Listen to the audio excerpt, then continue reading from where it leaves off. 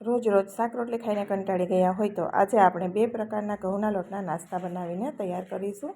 તો વિડીયો ખાસ જોજો અને મારી ચેનલ ઉપર નવા હો તો ચેનલને સબસ્ક્રાઈબ કરી દેજો. ફેસબુક પરથી જોઈ રહ્યા હોય તો ફેસબુક પેજને ફોલો કરી દેજો, જેથી દરરોજ નવા વિડીયોના નોટિફિકેશન તમને મળતા રહેશે. તો પહેલો આપણે ઘઉંના લોટનો નાસ્તો બનાવવા માટે અહીંયા 1 કપ ઘઉંનો લોટ લીધો છે. સાથે સ્વાદ પ્રમાણે મીઠું, લાલ મરચું અને અજમા છે હાથથી મસળીને નાખીશું, જેથી સ્વાદ અને પચાવવામાં પણ સારા લાગે. બધી વસ્તુને આપણે પહેલાં મિક્સ કરી દઈશું. મિક્સ કરી અને પછી આપણે એમાંથી 2 ચમચી લોટ આપણે પાછળ વાપરીશું, એટલે આપણે એમાંથી કાઢી લઈશું. અને હવે બાકીનો લોટ છે એમાં પાણી નાખી અને આપણે લોટ બાંધીને તૈયાર કરવાનો છે. તો લોટ એકદમ ઢીલો નહીં બાંધીએ, રોટલીથી કઠણ લોટ બાંધવાનો છે, પરોઠા જેવો. એકદમ ઢીલો લોટ બાંધવાનો નથી, જે આગળ પ્રોસેસમાં આપણને તકલીફ પડે હું આગળ તમને જણાવી દઈશ. તો અહીંયા લોટ બંધાય અને હવે આપણો તૈયાર થઈ ગયો છે. તો એની માથે ચમચી જેટલું તેલ નાખી ફરી મસળી લઈશું, જેથી લોટ એકદમ સરસ રીતે સેટ થઈ જાય. તો ચમચી તેલ નાખી અને અહીંયા લોટ આપણો મસળાઈ ગયો છે. તો હવે આપણે એને સાઈડમાં રાખી દઈએ અને ત્યાં સુધીમાં આપણે નાસ્તા માટે મસાલો બનાવી લઈએ. હવે એના માટે મેં મીડિયમ સાઇઝના 2 આ રીતે મોટા બટેટા છે એ લીધા છે અને એને બાફેલા બટેટા છે, એને ગ્રેટ કરી લઈશું. એક પણ પ્રકારનો એમાં ટુકડો રહેવો ન જોઈએ, કેમ કે આગળ આપણે પ્રોસેસમાં પ્રોબ્લેમ થાય. એટલે બાફેલા બટેટા છીણીને પછી એની માથે જીરું, ચીલી ફ્લેક્સ, સ્વાદ પ્રમાણે મીઠું અને છીણેલું આદું નાખીશું. સાથે આપણે મેગીનો મસાલો અથવા તો પાસ્તાનો મસાલો હોય તો એ નાખવાનો, જેનો ટેસ્ટ એકદમ સરસ આવે છે.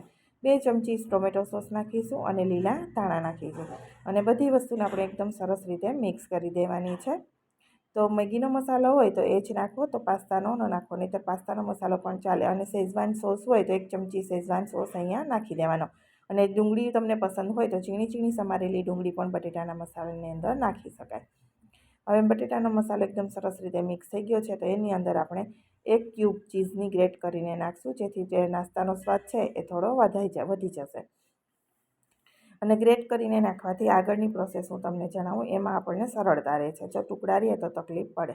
ચીઝને પણ બટેટાની સાથે એકદમ સરસ રીતે મિક્સ કરી દઈશું અને બિલકુલ ઓપ્શનલ છે, તમારી પાસે ચીઝ નથી, પસંદ નથી તો તમારે સ્કીપ કરી દેવાની. હવે મસાલો આપણો સરસ થઈ ગયો છે મિક્સ, સાઈડમાં રાખી દઈએ. અને જે 2 ચમચી લોટ આપણે રાખ્યો હતો એની અંદર 1 ચમચી સૂજી અથવા તો રવો નાખવાનો, ચપટી હળદર અને પાણી નાખી સ્લરી બનાવી દઈશું આપણે પાતળી એકદમ. તો સૂજી નાખવાથી એકદમ ક્રિસ્પી બને છે, એટલે સૂજી 1 ચમચી નાખી દીધો છે. અને રવો હોય તો પણ નાખી સૂજી કે રવો કોઈ પણ ચાલે. 1/4 કપ પાણી નાખી અને આપણે એની સ્લરી બનાવીને તૈયાર કરી દીધી છે. હજી સૂજી ફૂલશે એટલે થોડી ઘાટી પણ થશે. અહીંયા આપણો લોટ પણ સરસ એવો સેટ થઈ ગયો છે. 10 મિનિટથી વધારે સમય થઈ ગયો હતો.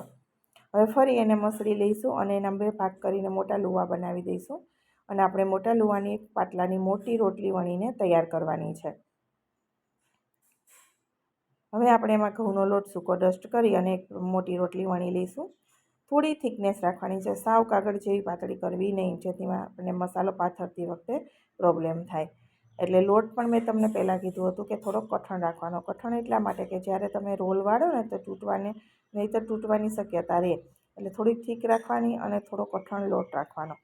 મસાલો બટેટાનો છે આખી રોટલી ઉપર આપણે સ્પ્રેડ કરી દઈશું, આ રીતે ફેલાવી દેવાનો.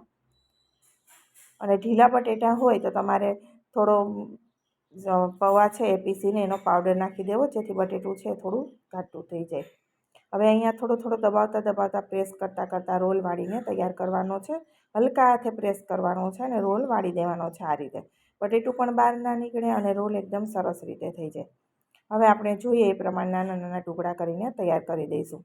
હવે આમાંથી તમે 2 નાસ્તા તૈયાર કરી શકો. એક તો હથેળીમાં દબાવી અને પિનવ્હીલ સમોસાની જેમ તમે ખાલી શેકી અને બાળકોને લંચ બોક્સમાં પણ આપી શકાય. અને બીજું કે હું જે રીતે ક્રિસ્પી નાસ્તો બનાવું છું એ રીતે પણ બનાવી શકાય. તમારી ચોઈસ પ્રમાણે 2 નાસ્તામાંથી બનીને તૈયાર થાય. તો બધી રોટલીના મેં આ રીતે બનાવીને તૈયાર કર્યા છે. અહીં 1 રોટલીના કરી અને તળવા માટે સાઈડમાં રાખી અને બીજી રોટલી મેં સાથે કરી દીધી હતી. હવે આપણી સ્લરી પણ રેડી થઈ ગઈ છે અને સાઈડમાં મેં તેલ છે એ પણ ગરમ થવા માટે રાખી દીધું છે. તમે ડીપ ફ્રાય, સેલો ફ્રાય અને નોનસ્ટિક પેનમાં ઓછા તેલમાં પણ બનાવીને તમારી ચોઈસ પ્રમાણે તમે કરી શકો છો. બીજું કે ચમચીથી પણ મૂકી શકાય અને આ રીતે હાથથી પણ મૂકી શકાય, તમારી ચોઈસ પ્રમાણે. તમને જે અનુકૂળ આવે એ રીતે ફોગમાં લઈ, ચમચીમાં લઈ અથવા તો હાથથી મૂકીને તૈયાર કરી શકાય. હવે નાસ્તો આ રીતે એક બાજુ તળાઈ જાય એટલે આપણે સાઈડ એની પલટાવી દઈશું. 5 મિનિટ જેવો સમય થાય એટલે ફેરવી દેવાનો. એટલે આ રીતે બધો નાસ્તો હું તળીને તૈયાર કરી દઉં છું. અને તળવાના નથી તમારે તળવો તો મેં તમને કહ્યું એમ ઓછા તેલમાં પણ શેકી શકાય, નોનસ્ટિક પેનમાં તેલ લગાવીને પણ કરી શકાય. તમારી ચોઈસ પ્રમાણે તમે નાસ્તો બનાવીને તૈયાર કરી શકો છો. બે રીતે બનાવી શકાય. અહીંયા નાસ્તો આપણો તળાઈને તૈયાર થઈ ગયો છે. એકદમ સરસ કલર આવી ગયો છે. તો હવે આપણે બધું કાઢી લઈશું પેનમાંથી. આ રીતે બધો જ નાસ્તો આપણે તૈયાર કરી દીધો છે. તો ઘઉંના લોટમાંથી છે અને ટેસ્ટ પણ એકદમ સરસ એવો આવશે અને બિલકુલ અલગ રીતે બનાવીને તૈયાર કર્યો છે. તમને આ રેસીપી કેવી લાગી છે કોમેન્ટ બોક્સમાં જણાવજો. વિડીયો પસંદ આવ્યો હોય તો વિડીયોને લાઇક પણ આપજો.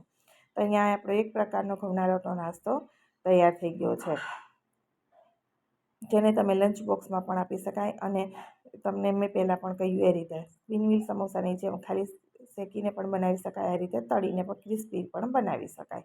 હવે આપણે બીજો નાસ્તો બનાવીને રેડી કરીશું. એ પણ ઘઉંના લોટમાંથી જ બનાવીશું. હેલ્ધી ટેસ્ટી એવો આપણો નાસ્તો બનીને તૈયાર થશે. તો એના માટે 1 કપ ઘઉંનો લોટ આપણે મિક્સિંગ બાઉલમાં લઈશું. સાથે મીઠું અને અજમા નાખી દઈશું. સ્વાદ પ્રમાણે મીઠું અને અજમા તો આપણે નાખવાના, કેમ કે પાચન માટે ખૂબ ઉપયોગી હોય છે અને સ્વાદ પણ સારો આવે છે. મિક્સ કરી દઈશું. અજમા અને મીઠું મિક્સ થયા પછી આપણે એની અંદર પાણી નાખી અને લોટ બાંધીને તૈયાર કરીશું. તો મીડિયમ કન્સિસ્ટન્સીવાળા પરોઠા છે એમ જ આપણે આ લોટ પણ બાંધીને તૈયાર કરવાનો છે. અહીંયા થોડું થોડું પાણી હું નાખતી જાઉં છું અને લોટ આપણે બાંધીને રેડી કરી દઈશું. એકદમ ઢીલો લોટ બાંધવાનો નથી, આગળ આપણને અનુકૂળતા ના આવે રસ્તો બનાવવામાં. એટલે પરોઠા જેવો લોટ કઠણ થોડો બાંધીને તૈયાર કરવાનો છે. હવે આપણે એમાં ચમચી 1 તેલ નાખી અને ફરી મસળી લઈશું અને મસળી અને એને સાઈડમાં રાખી દઈશું. ત્યાં સુધીમાં આપણે બીજી પ્રોસેસ કરી લઈએ. ત્યારે આપણો લોટ છે એકદમ સરસ રીતે સેટ થઈ જશે. હવે અહીંયા મેં બટેટાના લચ્છા લીધા છે. એક મોટું બટેટું છે એને આ રીતે લચ્છા કરી ધોઈ એને કોરું કરી દીધું છે એકદમ સરસ. સાથે આપણે કેપ્સિકમ લીધું છે અડધા કપ જેટલું. એને અડધા કપ જેટલું આપણે છીનેલું ગાજર લીધું છે. સાથે અડધો કપ કાપેલી કોબી લીધી છે અને સ્વાદ પ્રમાણે આપણે મીઠું નાખીશું. બધી વસ્તુને આપણે મિક્સ કરી દઈશું. મીઠું નાખવાથી શાકભાજી થોડા સોફ્ટ થઈ જાય છે. એટલે આ રીતે હલકા હાથે આપણે મીઠું નાખી અને મિક્સ કરી અને સાઈડમાં રાખી દેવાનું. જ્યારે 5-10 મિનિટ જેવો સમય આપણે સાઈડમાં શાકભાજીને રાખી દેવાના છે, જેથી એની અંદરથી પાણી છૂટી જશે અને શાકભાજી આપણા સોફ્ટ થઈ જશે, જેથી નાસ્તો બનાવવામાં આપણને સરળતા રહે. તો અહીંયા શાકભાજીનું પાણી છે એ તમે લોટ બાંધવામાં પણ ઉપયોગ કરી શકો. પહેલાં શાકભાજી તમે રાખી દીધા હોય અને એમાંથી આ મીઠાવાળું પાણી છે એનાથી લોટ બાંધી શકાય. હવે અહીંયા આપણે આખું જીરું નાખીશું, મરચાંની કટકી નાખીશું, ચીલી ફ્લેક્સ નાખીશું, થોડો એવો ચપટી ગરમ મસાલો અને ચાટ મસાલો ચમચી ભરીને, લીલા ધાણા અને સ્વાદ પ્રમાણે મીઠું. થોડું મીઠું જ આપણે ઉપરથી નાખીશું, કેમ કે લચ્છામાં પણ આપણે મીઠું નાખ્યું હતું. એટલે માઇલ્ડ જે મસાલા નાખ્યા છે એના માટે થોડું એવું નાખીશું અને મિક્સ કરી દઈશું. મિક્સ કરી શાકભાજીને સાઈડમાં રાખી દઈશું. લોટને પણ 10 મિનિટ જેવો સમય 15 મિનિટ થઈ ગયો છે. તો એને પણ આપણે મસળી આ રીતે 2 લીવા બનાવી દઈશું અને 2 રોટલી આપણે એમાંથી બનાવીને તૈયાર કરવાની છે.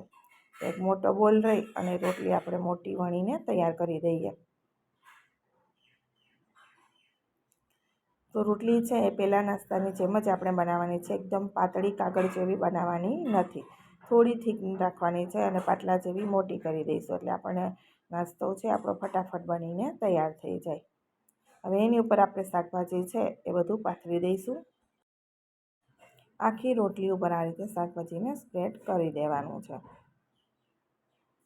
તો અહીંયા હાથથી મેં અને થોડું આપણે હાથથી દબાવી દેવાઈને, એટલે આપણને જ્યારે રોલ વાળીએ ને ત્યારે સરળતા રહે. હવે તમે અહીંયા આની ઉપર ડુંગળીના લચ્છા પણ આની અંદર નાખી શકાય. બીજું કે ચીઝ તમે આની અંદર નાખી શકો, પનીર પણ નાખી શકાય. મેં પહેલાંમાં ચીઝ વાપર્યું હતું, આમાં મેં ચીઝ પનીર કંઈ નાખ્યું નથી. એમ જ શાકભાજીથી જ રોલ વાળી દીધો છે.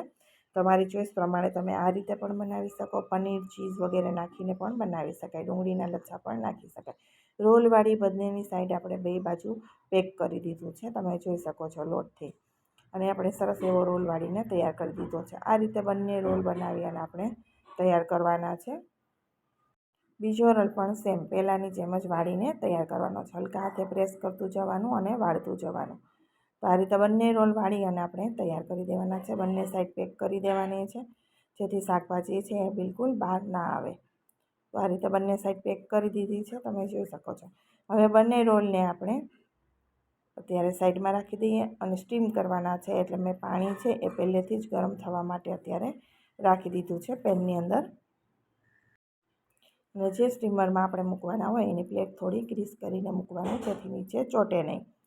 તો આ રીતે ગ્રીસ કરી અને અહીંયા પાણી આપણું સરસ ગરમ થઈ ગયું છે, તો એની ઉપર આપણે પ્લેટ રાખી દઈશું. દૂધની કાઢાવાળી જાડી એક પેનમાં મેં સેટ કરી દીધી છે. એની અંદર આપણે રોલ રાખી દઈશું બંને, અને હવે આપણે કવર કરી દઈશું. કવર કરીને 10થી 12 મિનિટ સમય આપણે એને મીડિયમ ટુ હાઈ ફ્લેમ ઉપર એને સ્ટીમ થવા દેવાના છે. બફાઈ જશે એટલે લોટનો કલર પણ બદલાઈ જશે અને કડક થઈ ગયા, તમે જોઈ શકો છો. એકદમ સરસ બફાઈ ગયા છે. અને ઉપર શાકભાજી પણ આપણને દેખાવા લાગ્યા છે, જે રીતે મોમોસ હોય ને એ રીતે જ. હવે આપણે એને તમને જોઈએ એ પ્રમાણે નાના મોટા ટુકડામાં કટિંગ કરી લેવાનું. તમારે જે રીતે આમાં અનુકૂળ હોય બનાવવાનું એ રીતે. અહીંયા સરસ મજાના આપણા શાકભાજીવાળા રોલ બનીને તૈયાર થઈ ગયા છે. તમે બાફેલા રોલને પણ આ રીતે ખાઈ શકો છો. નોનસ્ટિક પેનમાં શેકીને પણ ખાઈ શકાય. તમારી ચોઈસ અકોર્ડિંગ તમે એને બનાવીને તૈયાર કરી શકો છો. અને હું જે રીતે ફ્રાય કરીને બનાવું છું એ રીતે. તો તમને હું 2 થી 3 મેથડ એકમાં જ શીખવાડી દઉં છું, કે તમે આને બાફીને અથવા તો સેલો ફ્રાય આપણે થોડું તેલ, ચીલી ફ્લેક્સ વગેરે મસાલા નાખી અને જે ઇડલી કરતા હોય એ રીતે પણ કરી શકાય. અને ત્રીજું કે તમે આ રીતે તળીને પણ કરી શકાય. હવે મિક્સિંગ બોલમાં 1/4 કપ મેંદો અને પાણી લઈ આપણે સ્લરી બનાવીને તૈયાર કરી દીધી છે. મેંદાની ચોખ્ખો અને લોટ અને કોર્નફ્લોર પણ લઈ શકાય. મેં અહીંયા મેંદો લીધો છે. મેંદો ન પસંદ હોય તો તમે ચોખાનો લોટ અને થોડો કોર્નફ્લોર નાખીને પણ કરી શકો. આ રીતે ડીપ કરી અને આપણે તળી લેવાનું છે. તો કોટિંગ થઈ જશે એટલે શાકભાજીમાં નીકળશે નહીં, અને ક્રિસ્પી થાય ત્યાં સુધી આપણે એને તળવાના છે. તો પહેલાં મેં કહ્યું તે નાસ્તાની જેમ તમે ફોગની ઉપર પણ લઈ શકાય. ચમચીમાં હાથથી ફાવે તો હાથથી મૂકીને તમે આ રીતે તળી લેવાના. 4 થી 5 મિનિટ આપણે આ રીતે એક સાઈડ તળવા દઈશું, પછી બીજી બાજુ ફેરવી દઈશું. બંને બાજુ આપણે જ્યાં સુધી ગોલ્ડન કલર ના આવે ત્યાં સુધી તળવાના છે. અને ગેસની ફ્લેમ અત્યારે મેં મીડિયમ રાખી છે. તો આ રીતે સાઈડ અલટ પલટ કરતાં આપણે એને તળવાના છે, જેથી એકદમ સરસ ક્રિસ્પી એવા થાય ત્યાં સુધી આપણે એને તળીશું.